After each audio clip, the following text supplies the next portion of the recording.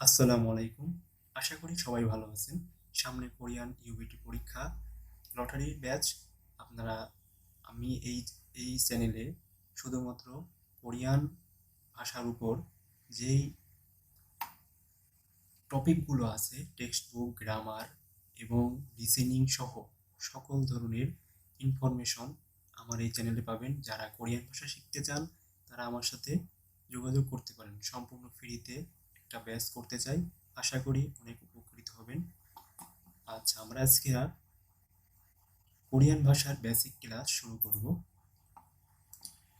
দেখা যাক। কোরিয়ান ভাষা স্বরবর্ণ আছে 10টি বেসিক ভাওয়েল, আর যুক্ত স্বরবর্ণ আছে 11টি, ব্যঞ্জন বর্ণ আছে 14টি, যুক্ত ব্যঞ্জন বর্ণ আছে 5টি। তাহলে মোট কয়টি হলো? মোট 40টি। কোরিয়ান ভাষার বর্ণমালা মোট 40টি। স্বরবর্ণ 10টি কি কি দেখি। মো মৌম 10টি স্বরবর্ণ। স্বরবর্ণ মনে রাখার সহজ উপায় দেখুন কিভাবে সহজে মনে রাখতে পারি। একটা শুধুমাত্র একটা বর্ণ দিয়ে আমরা কিন্তু স্বরবর্ণটা মনে রাখতে পারি। কি সেই স্বরবর্ণটা? ইকার। ই। দেখুন ইকার দিয়ে কিভাবে স্বরবর্ণটা মনে রাখা যায়। একটা দাগ, একটা মানুষ দাঁড়িয়ে আছে, একটা দাগ, তাহলে তার ডান পাশে যদি একটা দাগ হয় তার নাম হবে আ। অনেকে অন্ত্যস্ত আকারে আও বলে। এবং দুইটা দাগ থাকলে ই আ। তাহলে সব সময়ের জন্য মনে রাখতে হবে, যেখানে দুইটা দাগ থাকুক, উপরে নিচে ডানে বামে যেখানে থাকুক, প্রথমে রস্যিকার আসবে ই আ। এরপর বাম দিকে যখন দাগ থাকবে তখন অ অথবা অন্ত্যস্ত ও বলতে পারি। দুইটা দাগ থাকলে প্রথমে রশ্মি, তারপরে বাম দিকে যেহেতু আছে তাহলে অন্ত্যস্ত। উপরের দিকে দাগ আছে দেখুন, এবং নিচের দিকে, তাহলে উপরের দিকে আছে ও, দুইটি দাগ আছে, কি হবে? ই ও। এবং টি এর মতো দেখতে, এটা হচ্ছে উ। এবং টি এর দুইটা দাগ দেখেন এখানে, আরো একটা দাগ আসলে, তাহলে দুইটা দাগ থাকলে প্রথমে ই এবং টি যেহেতু আছে উ হয়ে গেল। তারপরে শুধু একটা এরকম দাগ, এটা উ। এটা 45% মতো উচ্চারণ হবে, 45%। ঠিক আছে। এরপর এটা তো ই বললাম, ইয়া, অ, ইয়। তাহলে প্রথমে ডানে বামে আমরা ঘোরালাম, এরপরে উপরে নিচে দেখুন, একটা আছে ও, ইও, উ, ইউ। উ, দুই দাঁত চেপে ধরে উ যতটুকু হয়, এটা হচ্ছে ই। তাহলে এই তিন ফরম্যাটে আমরা লিখতে পারি। বা ছকের মাধ্যমে আমরা দেখি কিভাবে উচ্চারণ করা হয়। কোরিয়ান বর্ণমালায় কি উচ্চারণ হবে? আ। আমরা সাধারণত কি করি, যে বাংলা ভাষায় ময়াকারে মা, তাহলে মটা হচ্ছে ব্যঞ্জন বর্ণ আর আটা হচ্ছে স্বরবর্ণ। তাহলে আ, এই যে আকারটা উচ্চারণ হবে স্বরবর্ণের ডানে বসবে। ব্যঞ্জন বর্ণের সাথে সবসময় স্বরবর্ণ ডানে বসে, আমরা জানি। ই আ, তাহলে রশ্মি, ইতে কি রস্যিকার, এবং আ, তাহলে ব্যঞ্জন বর্ণের ডানে অবস্থিত হবে। এরপরেরটা কি? অ। অ তো ব্যঞ্জন বর্ণের ডানে হবে। ম ব্যঞ্জন বর্ণের সাথে স্বরবর্ণের উচ্চারণ কেমন হবে? আমরা স্বরবর্ণ যে 10টি আছে সেই 10টি কিন্তু শিখে ফেলছি। এখন আমরা দেখব কিভাবে স্বরবর্ণের সাথে ব্যঞ্জন বর্ণ উচ্চারণ হবে। দেখুন চতুর্ভুজ, চতুর্ভুজ ধরনের একটা, হ্যাঁ, এটাকে আমরা বলতেছি মাউম। এটা মাউম আমরা ব্যঞ্জন বর্ণের ক্লাসে দেখব। শুধু আমরা একটু দেখে রাখি, এটা মনে রাখবো ম। তাহলে ময়াকারে মা, ময়রস্যি, এই যে ই আ, তাহলে ময়রস্যিকারে মি, অন্তস্থ একারে আ, মিয়া। ম, মোটা অক্ষরে দেখুন ম। মি অ, তারপর মো, মি ও, মু, মিউ। এটা গেছে মিউ, এটা রস্যকার হবে ময় রস্যকারে মু, ময় রস্যকারে মি। তার উদাহরণ এখানে আছে ই, শুধু ই মানে হচ্ছে দুই, আরো একটা আছে দুই দাঁত এই, ই মানে হচ্ছে এই হয়, ই মানে হচ্ছে দুই হয়, ই মানে হচ্ছে দাঁত হয়। ওকার, ও শুধুমাত্র এটা হচ্ছে পাঁচ, ও মানেই পাঁচ। আই অর্থ শিশু, ওই অর্থ শশা, উ উ ইউ অর্থ দুধ, ইয় উ অর্থ শিয়াল, ইয় উ অর্থ শিয়াল। এবার ইয় তাহলে রস্যিকার আর অন্তস্থ, এটা ব্যঞ্জন বর্ণের ডানে।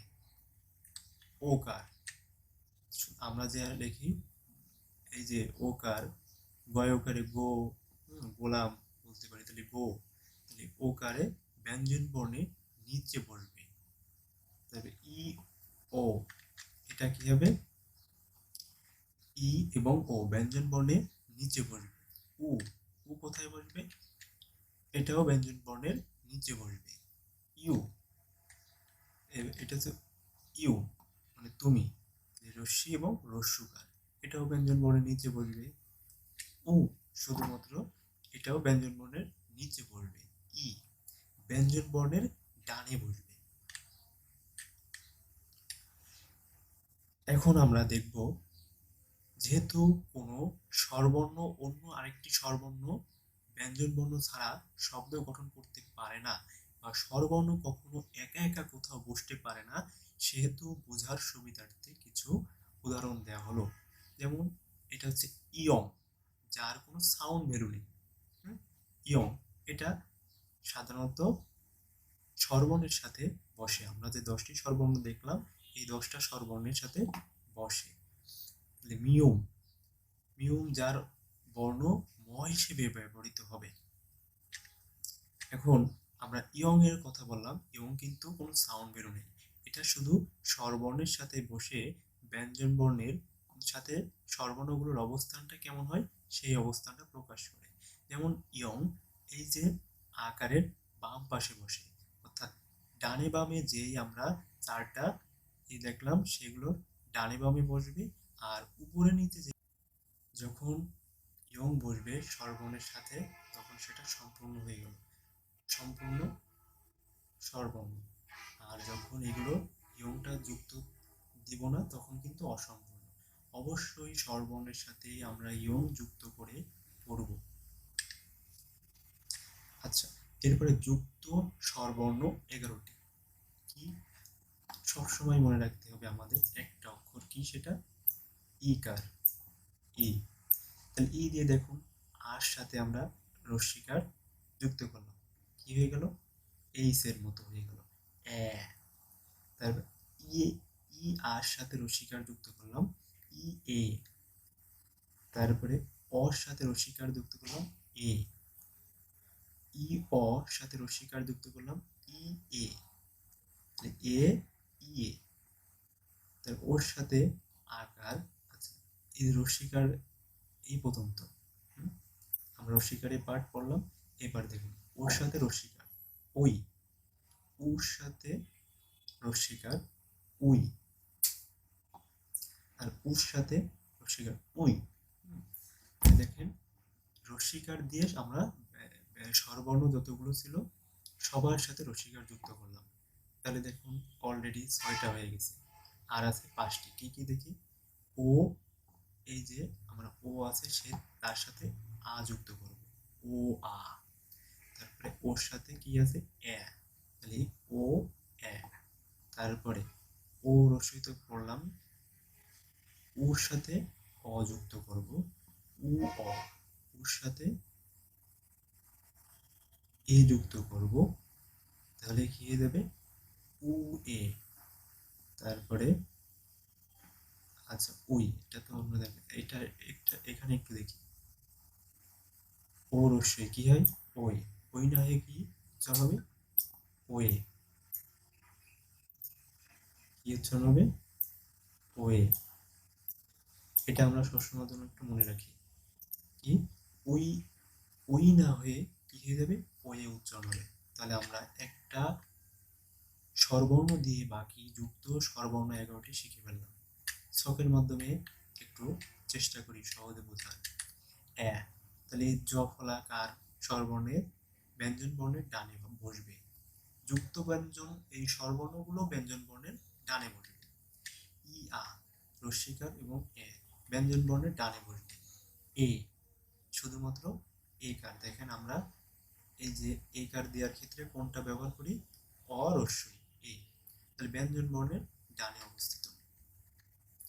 ই রস্বী এবং এন্তস্থ আকার ব্যঞ্জন বর্ণের ডানে অবস্থিত।